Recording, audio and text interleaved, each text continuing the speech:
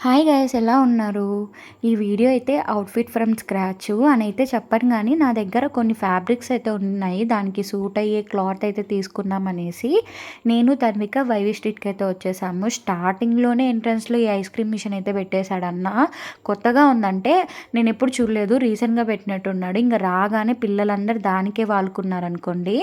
ఇంకేంటంటే నా దగ్గర ఆల్రెడీ ఆ ఫ్యాబ్రిక్ ఉన్నింది. Embroidery all over sari. దానికి తగినట్టు బ్లౌజ్ అయితే తీసుకుందామనేసి నాగశ్రీ మ్యాచింగ్ సెంటర్‌కి అయితే వచ్చాను. నేను ఎప్పుడో అది తీసుకునిన్నాను. దాని కాస్ట్ కూడా గుర్తుకు లేదు. బట్ అది తీసుకున్నాను. దానికి గ్రీన్ ప్యాచప్ అయ్యేటట్లు. అండ్ ఇది అయితే ఫ్యాబ్రిక్ తీసుకున్నాను మీటరు. అనార్కలి డ్రెస్ కుట్టించుకున్నాము. పైన అయితే ఇది వేపిచ్చాను. అండ్ కింద అయితే ఇలా యెల్లో కలర్ స్పేస్ సిల్క్ అయితే తీసుకున్నాను. స్పేస్ సిల్క్ అని చెప్పను కానీ మార్కెట్‌లో ఉన్న దాంట్లో కొంచెం పర్వాలేదు క్వాలిటీ. సో, ఇంకా ఇవన్నీ అయితే తీసేసుకున్నాననమాట. అండ్ అయిపోగానే ఇంకా రిటర్న్ వచ్చేటప్పుడు నాకు ఈ కాకర అయితే కనిపించింది. మాకు స్కూల్లో ఉన్నప్పుడు మా ఫ్రెండ్ జైన్ అనమాట. తను తెస్తా ఉన్నింది స్నాక్స్‌కి. తర్వాత ఇప్పుడైతే తింటున్నాను.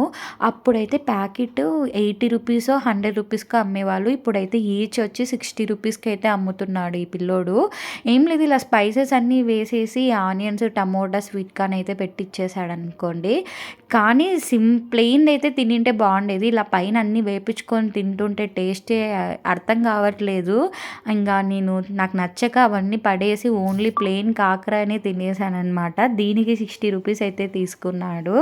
ఇంక అప్పుడప్పుడు ఇలా ట్రై చేసినప్పుడు నచ్చకపోయినా ఇంకా డబ్బులు పెట్టినందుకన్నా కొంచెమన్నా తినాలనేసి అయితే తింటుంటాను నేను.